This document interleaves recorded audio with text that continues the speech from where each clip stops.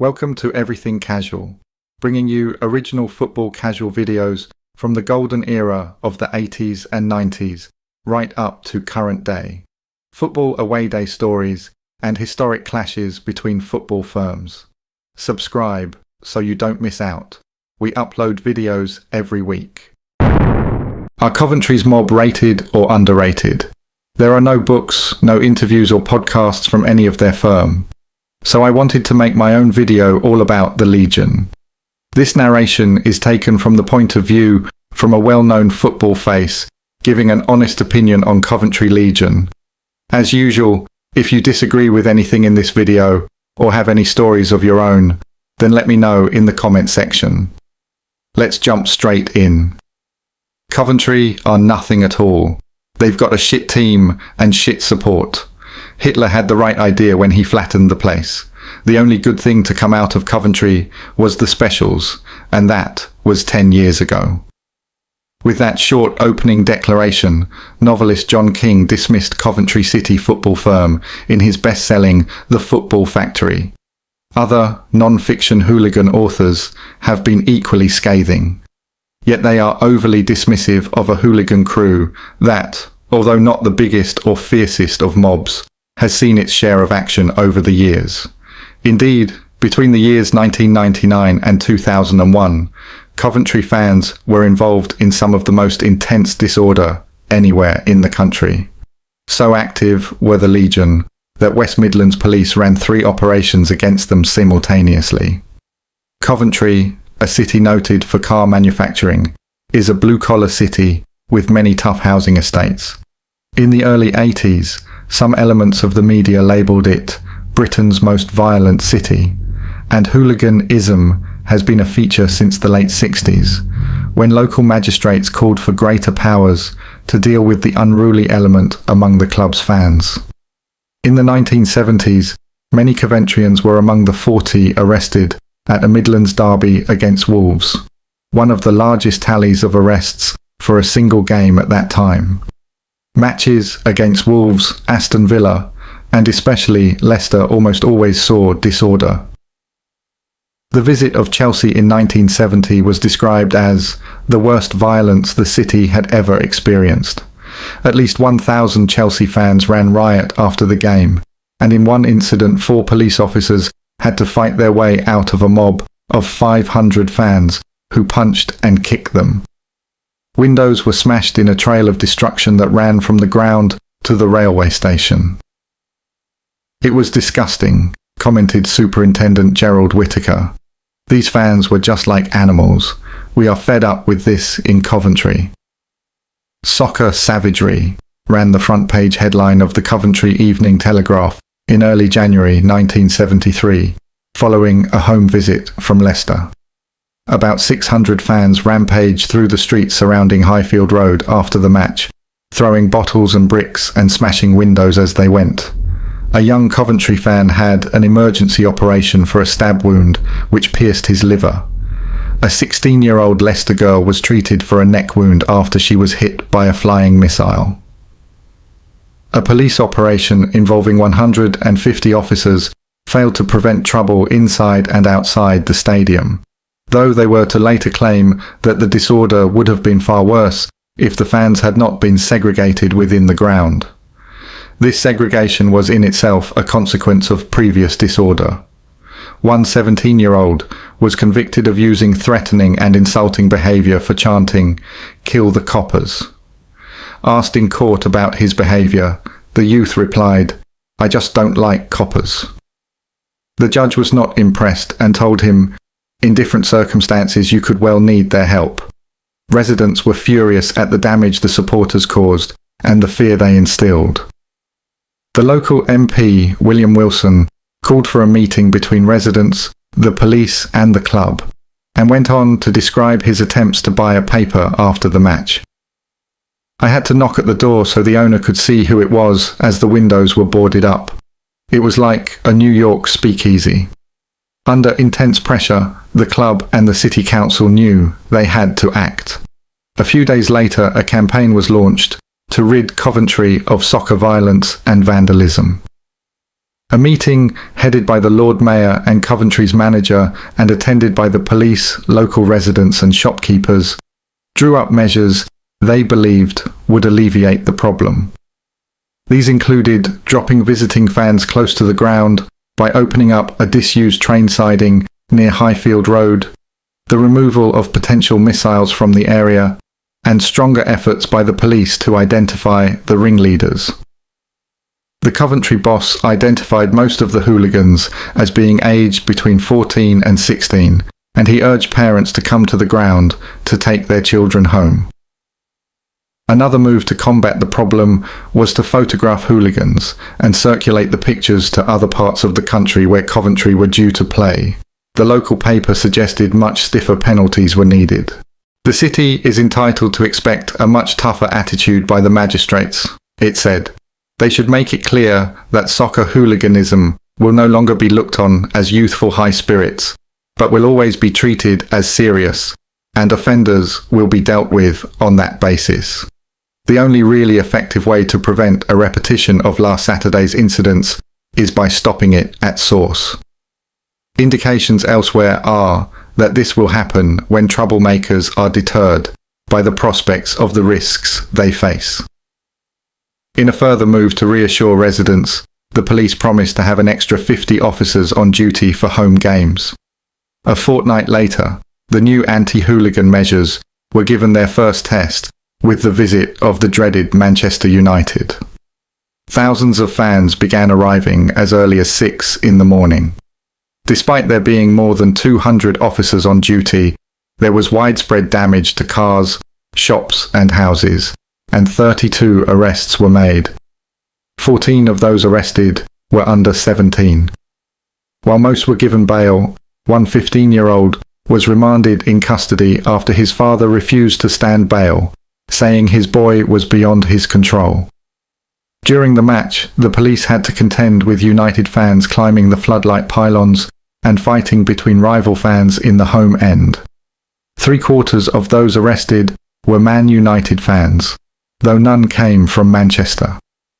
The front line of the infamous Red Army, pictured in the following Monday's Coventry Evening Telegraph, looked like a school outing, with none of the youthful fans reaching even the shoulder of the police sergeant at the front of the escort.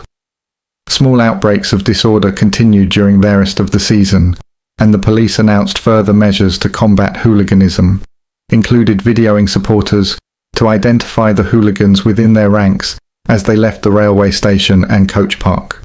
The problem was, as they undoubtedly discovered, you had to know who you were looking for, which was especially difficult when dealing with away supporters.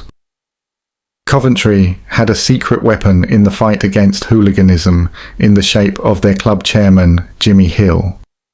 The outspoken former footballer turned pundit made it a personal crusade, not only to rid his club of soccer violence, but also to give a lead to the rest of the country. In September 1980, he announced that his club was considering a system of registering all fans. He also decided to make his stadium all-seater, which he believed would turn the ground into a family-orientated arena and reduce the likelihood of hooliganism. The plans were unveiled less than 48 hours after England fans rioted in Switzerland in June 1981. The new beginning for the game in this country starts here today in Coventry, Hill proudly announced. Football hit an all-time low on Saturday, on and off the field, and people have never been quite as depressed about things as they are now. But then suddenly thought that the new beginning for the game can start in Coventry. The whole idea of all seating is to rid the game of the hooligan element, and even the critics will surely see the justification of what we are doing after last Saturday.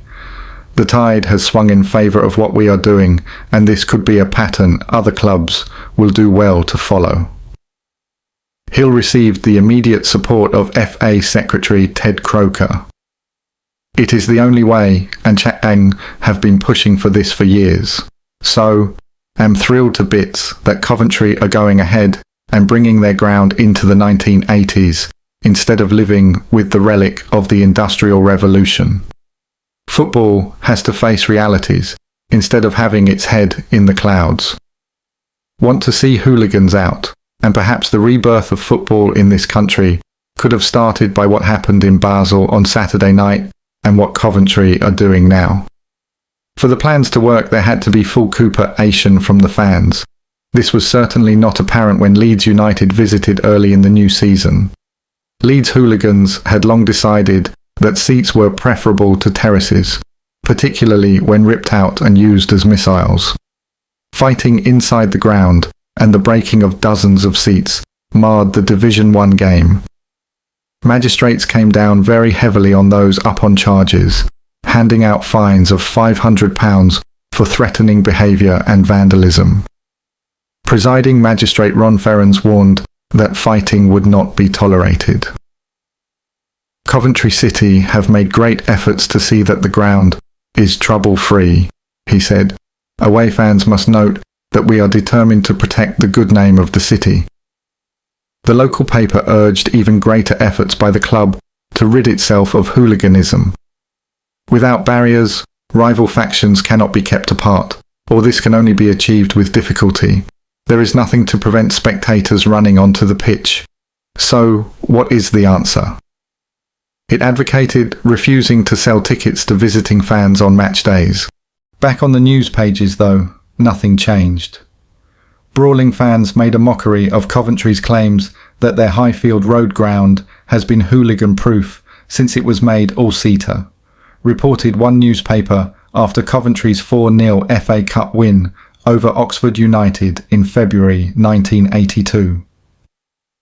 Police threw out several fighting fans during first-half clashes, but trouble came to a head with about 15 minutes left. Officers moved into the 20,000 crowd to separate fighting fans, but became swallowed up in a brawl involving about 100 supporters. In the end, a sudden rainfall halted the troubles. TC, who spent many years running with the Legion, Coventry's hooligan firm, remembers Jimmy Hill as an innovative chairman. Some of his ideas, like the Sky Blue Special, the first special train for supporters, were brilliant, but his idea to make the stadium an all-seated one in the early 80s seemed at the time to backfire. Now, when you look at the way all Premiership and Championship stadiums are all-seater, again, you have to say, the man had a good vision. When Highfield Road went all-seated in 1981, the capacity was reduced from 36,500 to 20,600. As well as the seats being introduced, the fencing around the ground was also removed. Jimmy Hill then came out with this classic statement at the time: "It's harder to be a hooligan sitting down than it is standing up." It was extremely naive, as was proven over the next couple of years when pitch invasions became a regular occurrence and incidents inside the ground happened quite often. After the Leicester trouble and a couple of other incidents, the fencing was reinstalled onto 3 sides of the ground, and, after more violence, where Leeds and Manchester City fans both used seats as missiles, the seats in the COP 176 end were removed in 1985 and the terracing brought back. It takes more than some new seats to stop hooliganism. CCTV, better policing, better stew, Arding and improved segregation all contribute to fewer incidents inside football grounds, but Jimmy Hill wasn't too far away from achieving that. In March 1984, it was the turn of Birmingham's Zulus to rip out the seats and fight on the pitch. 40 people were arrested. 6 months later, Coventry played bitter local rivals Leicester City. Modern-day hooliganism was at its peak, and the Leicester baby squad came looking for trouble. They were intent on getting into the West Stand, home of the Coventry lads. One Leicester lad casually wandered up to the stand's ticket office and asked to buy 107 tickets, claiming they were for his Loughborough-based company, which was having a works day out. The staff didn't buy his story, but another away fan tried the same tactic at an ordinary turnstile, and this time it worked. The game was only 2 minutes old when Leicester announced their presence and fighting began. It soon spilled onto the pitch and the teams had to be taken off as play was held up for 7 minutes. At its peak, Hundreds were involved in the fighting. There was further trouble after the game as fans clashed in the neighbouring streets and the city centre. One fan was pushed through a shop window. The FA ordered an immediate investigation, not least because of the ease with which the baby squad purchased tickets for the home end. Partly as an attempt to preempt FA censure, Coventry announced that fencing was to be reintroduced at the ground, with the cost being passed on to spectators in the form of a 10% price hike. 4 weeks after the pitched battle, the FA imposed a £1,000 fine on the club. The following season saw the birth of the Legion, Coventry's casual mob, which continues to exist to this day. The name was thought up in the back of a minibus on the way to a Milk Cup game at Chester. Over the next few years, the Legion turned out big mobs against Forest, Birmingham and Leicester. Even into the 1990s, the Legion could still turn out numbers. More than 300 travelled to Spurs in 1997 and 250 to Leicester in the year 1999. The Legion was made up of lads from areas such as Bell Green, said TC. At most home games, the mob would sit in the Sky Blue stand or Sky Blue terrace next to the away fans, and after the match would usually meet at the old Vauxhall Tavern pub in Hillfields and wait for away mobs to walk past. Incidents both inside and outside the ground in the mid to late 80s involved Leicester, Birmingham, Man UTD, QPR, Portsmouth and Aston Villa. The London firms always brought up good followings that usually saw some trouble. The League Cup semi-final with Nottingham Forest in the year 1990 at Highfield Road saw one of the biggest Coventry firms at that time. There were 72 arrests as sporadic fighting took place between hundreds of supporters away from the ground after Coventry were knocked out. Forest always brought a good mob to Coventry. Almost 2 years after Birmingham and Coventry clashed on the pitch at Highfield Road, the Zulus returned, again causing trouble. 3 policemen were injured as Birmingham fans went on the rampage. A train was damaged and missiles were thrown at rival fans and the police. 18 people were arrested. The following season was certainly Coventry City's most successful ever as the club won the FA Cup, beating Spurs 3-2 in the final. Along the way, Coventry fans misbehaved everywhere. Coventry took big firms to every round with lads from all over the city joining up, remembered another Legion lad. It was a mixture of lads and beer boys. 200 Coventry and Derby fans battled it out inside the ground after the two sides met in the Cup. A mob of 80 stopped off in Stoke and battled with locals on their return from a match against Manchester United. 9 Coventry fans were jailed after a mob of 500 rampaged through Chesterfield on their way back from the quarter-final victory against Sheffield Wednesday. In 2 hours of disorder, pubs were smashed up, bar staff slashed with broken beer glasses, and several cars wrecked. 7 police officers were injured and 23 Coventry fans arrested. The next few years were relatively quiet on the hooligan front. Firm measures from the club, poor performances on the pitch and the rave scene, which was very strong in the city, all played their part. It was during this period that many of the less flattering comments were written about Coventry's mob. But the violence never disappeared. One Tottenham thug gave up hooliganism after being slashed across 177 the throat during a fight with Coventry's mob in the late 1980s. By the middle of the 90s, after a relative lull in hooliganism, a few new faces were coming through.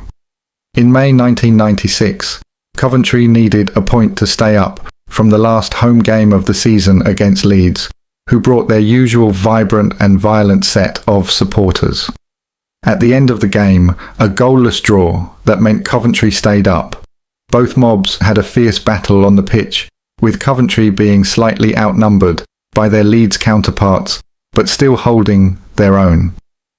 It took police 10 minutes to restore order, and some lads received jail sentences for their part in the troubles. In 1998, Coventry beat Derby 2-0 in the FA Cup, the prelude to a fight between 100 Derby and 80 Coventry. By the end of the century, turnouts of 50 to 100 were usual for home games, with bigger numbers out for the bigger matches.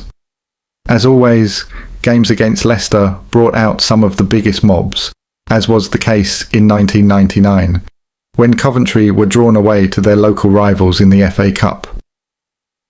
There was a buzz around the city, recalled one lad. During the week, some lads made the trip over to Leicester to check out the pubs and to see where everyone should meet once they got there. On the morning of the game, a good mob met up early at a shopping centre on the eastern side of Coventry and made their way over to Leicester in cars, vans and minibuses. We met up at the arranged pub and waited until we had a good 100+ mob. On the way to the ground, there were various scuffles as groups of Leicester tried to get at Coventry's mob, but Coventry had the edge and no one was going to stop us. Disorder broke out by a petrol station where Coventry got the better of Leicester. Police tried in vain to control the situation and eventually got most of Coventry's mob to the ground. Inside the ground, there were pockets of Coventry in the Leicester end and some scuffles. After the game, which Coventry won, it was much of the same as Coventry stayed together and had the better of the day. This goes to show how organisation and planning can still enable a firm to get into a city centre, stick together and get a result in another city. Later that year, it was Leicester's turn to make a show at Coventry, as an NCIS report noted. A group of around 60 Coventry supporters were drinking in a local public house. They came out and started to walk up the road to where a group of about 60 Leicester supporters appeared, armed with bottles, pool balls and pool cues. Halfway up the road, the two groups met. The Leicester supporters threw missiles. A lorry making its way along the road had its windows smashed by flying bottles. Officers arrived and the groups were dispersed. The Coventry supporters in the Hare and Hounds public house smashed the windows. After the match, Leicester supporters were escorted from the stadium to the railway station.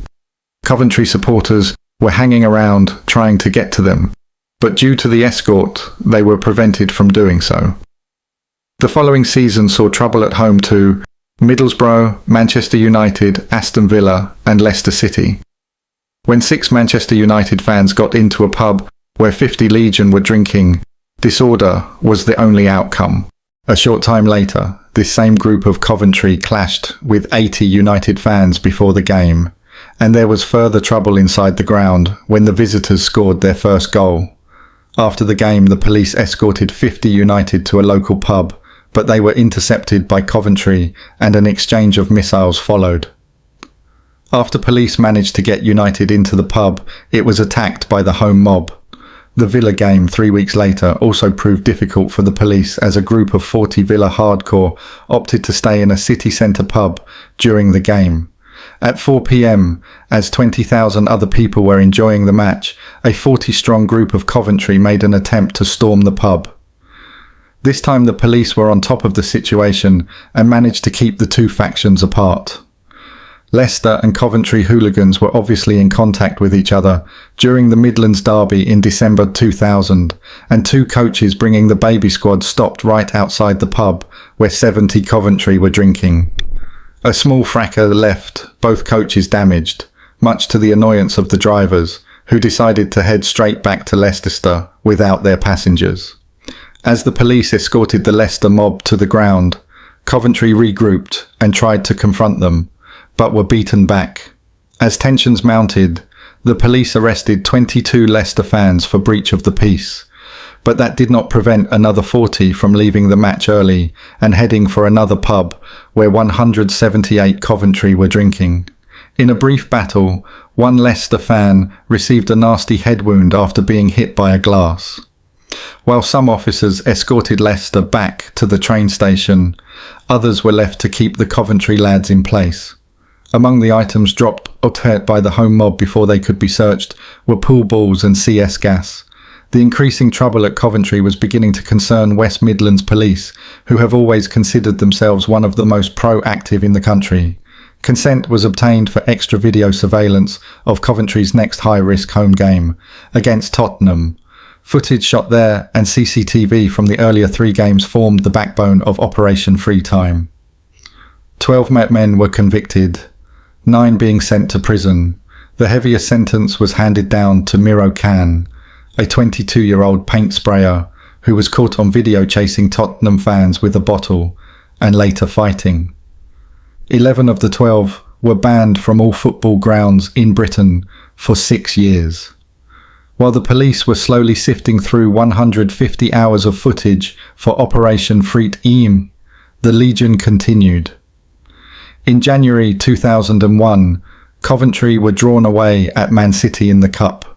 The clubs had already played a trouble-free league fixture, but this time Coventry's police intelligence officer picked up that a coachload of targets were travelling together.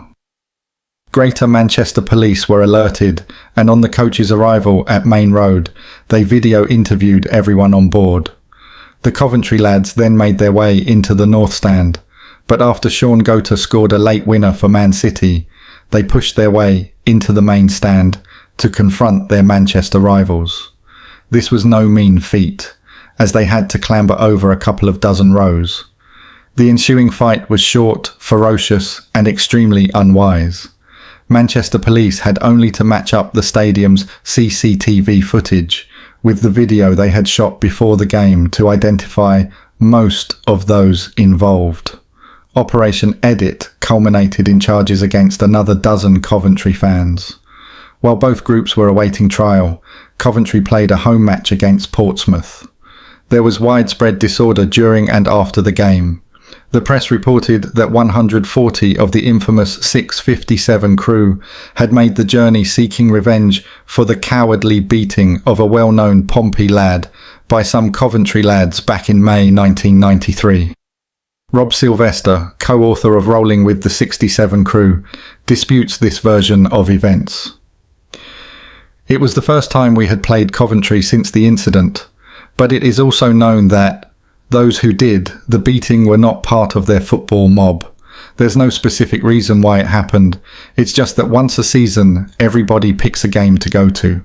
Coventry was that game, and it was just a coincidence. The fighting led to the third police operation, Code, named Rama. Early in 2002, West Midlands Police and Hampshire Police released pictures of 35 people they wanted to interview. Many handed themselves in, but several, including 6 from Coventry and 1 from nearby Rugby, got the early morning knock. 14 were subsequently charged with violent disorder. This came only a month after the 12 from Operation Freetime were sent to prison, and 2 months after 8 Coventry fans were imprisoned for the Manchester City fight. It was a bad few months for the Legion, much to the delight of the local police. The police operations did not signal the end of the Coventry mob, however. More than 100 lads travelled up to Wigan in the 2003 and 4 season in revenge for being caught off guard by their opponents at the home match. While tight policing prevented trouble, a new rivalry had been born. In the 2004 season, Coventry put together large mobs for Forest, Leicester and Derby. After the Leicester game, around 80 Coventry fans had a running battle with police in the city centre. A large Legion mob also went to Newcastle in the FA Cup tie in January. A lot of lads from around the country continually put Coventry down, remarked TC. But on their day, Coventry can get a good mob together and have been a match for most firms. From places, a change at Crewe station could see outbreaks of violence, invariably involving the large black doorman who patrolled the pubs in the area, but there was often a firm of local lads prepared to mix it too. So although the Gresty Road casuals are hardly a name to strike fear in the hooligan world, they exist. And if honesty won medals in the world of terrace culture, Crewe would take gold. In the interests of anonymity, we will refer to one of their number as KFC, Honest from Crewe. We are known as the Gresty Road Casuals probably because the ground is down Gresty Road, joked HFC. It is made up of lads aged between 18 and 25, with the majority in their early 20s. There are a few older lads who can be seen drinking around the pubs before and after the game, and for a big game they will have a fair few out. But they will never go looking for it, like the younger lads do. They may be older, they may be wiser, but wish they would back us up a bit more. Surely it must piss them off, seeing fans from other towns come here and basically take the piss. On a good day, the firm can pull out up to 40 lads, but this is the exception rather than the norm. Like many small towns, many lads in Crewe support other teams. With the largest railway link station in the country, it is easy for locals to pop on a train and go further afield for their Saturday afternoon fix. Plenty follow the Merseyside and Manchester clubs, and a fair number go with Stoke City. Even some Chelsea lads live in Crewe.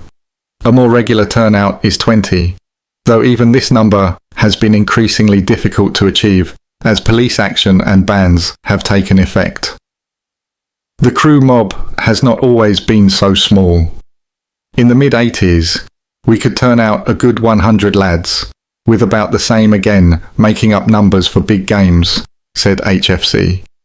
The hardcore turnout would be between 50 and 70, and in those days we were called the RTF, Railway Town Firm, and CYSC, a reference to Crewe Youth Club, on Miriam Street. The different groups from various areas had their own disagreements, and only came together for the big games against Wrexham, Chester, Shrewsbury, Stockport, Port Vale, Burnley and Rochdale. Stoke was a rival, but they were far too big for us to compete with, even if the in-house squabbles were put on hold for the day. Thank you for taking the time to watch this video. If you subscribe, you will be notified when we release a new video. It could be your firm we make a video about next, so don't miss out and hit the subscribe button. You can find me on Facebook or email me if you have a good story to tell. See you next time.